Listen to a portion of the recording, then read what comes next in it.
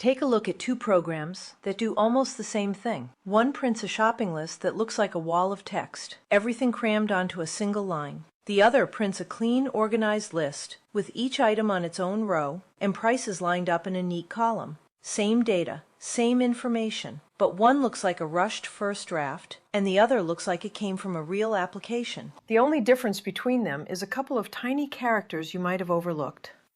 Today you are going to master those characters, and by the end you will be able to turn messy output into something that looks genuinely professional. We are talking about escape characters, specifically the two you will reach for constantly, \n for a new line and \t for a tab. They look small, but they are the difference between output that looks amateurish and output that looks polished. Clean, organized output matters just as much as code that works, because it is the part your users actually see. By the end of today, you will be able to build shopping lists, price charts, and formatted reminders that look like they came from professional software, all with a couple of characters you can type in a second. Let's start with the big question. What actually is an escape character? An escape character is a special sequence that begins with a backslash. When Python is reading through the text inside your quotes and it hits a backslash, it stops treating the next character as ordinary text. Instead, it reads the backslash as a signal that says the next character is an instruction, not a letter to print. Think of the backslash as tapping Python on the shoulder and saying, the next character is not regular text, it is a special instruction. That is the whole idea. The backslash is the signal, and the character right after it is the instruction. The two instructions we care about most are on screen. \n means new line, a line break. \t means tab, a chunk of horizontal spacing. Those two alone will handle the vast majority of the formatting you will ever do. Let me show you the difference these make, because it is dramatic. Look at the first line on screen. We print a string with the words first line, second line, third line, just typed out with spaces between them. When we run it, Python does exactly what we wrote. It puts everything on one single line, because as far as Python is concerned, that is all one piece of text. Now look at the second version. It is almost identical, except we have slipped the \n between each phrase. When we run this one, Python sees each \n and breaks to a new line right there. Same words, but now they stack into three separate lines. That is the power of \n. One tiny character turns a cramped single line into clean, readable output. Here is something important to understand about what is really happening. That \n is not two characters sitting in your string, a backslash and a letter n. When Python reads your text, it collapses those two typed characters into one single new line character. So the \n you type is really a set of instructions to Python that becomes, in the final string, an actual line break. This is why the length of the string is shorter than you might expect, and it is worth knowing so the behavior never surprises you. Now let's meet the second character, \t, the tab. If \n stacks things vertically, \t spaces things out horizontally. It inserts a jump of horizontal space, and its real superpower is lining things up into columns. Look at the example on screen. We print a header row with the word name, then a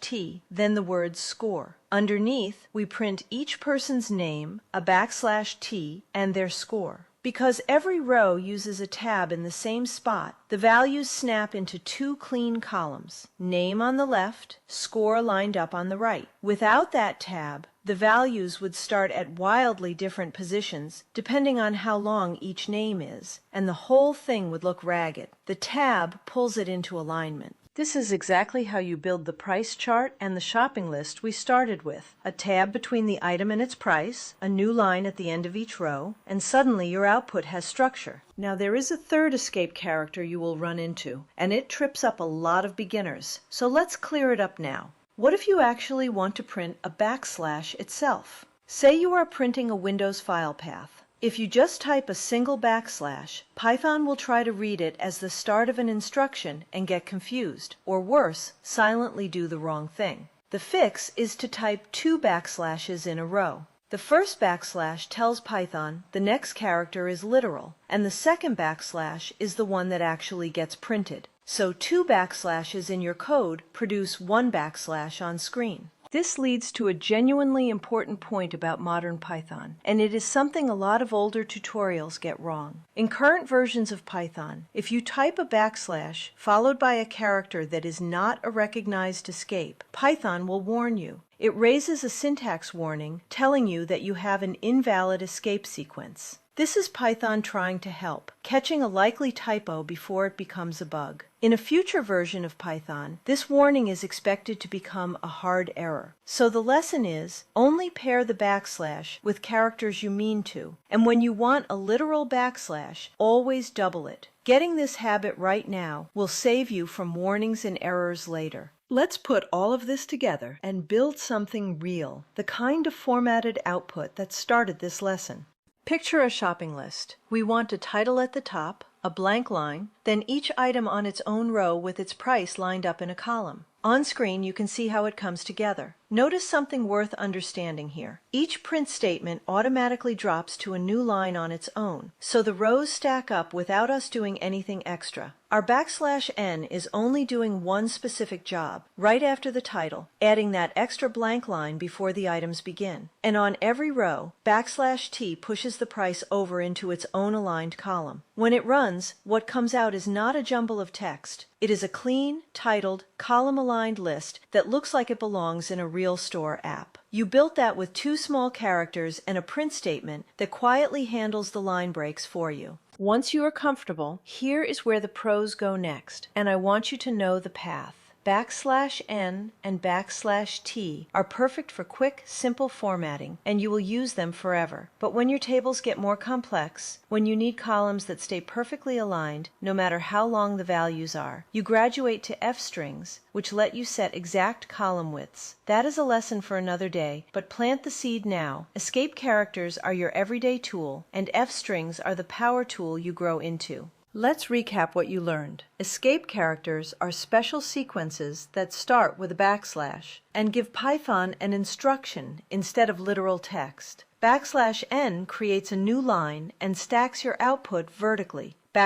\t inserts a tab and lets you line things up into clean columns. 2 backslashes give you 1 literal backslash, and modern Python will warn you if you pair a backslash with something it does not recognize. Here is what I want you to do this week. Take any program you have written that prints more than a line or two and reformat its output using \n and \t. Build a little price chart. Make a formatted reminder. Print your name and a few scores in neat columns. Once you see your own output snap into clean lines and aligned columns, this stops being an abstract idea and becomes a tool you reach for automatically. Small characters, big difference. If this made escape characters finally click for you, subscribe so the next lesson lands in your feed. I'll see you in the next one.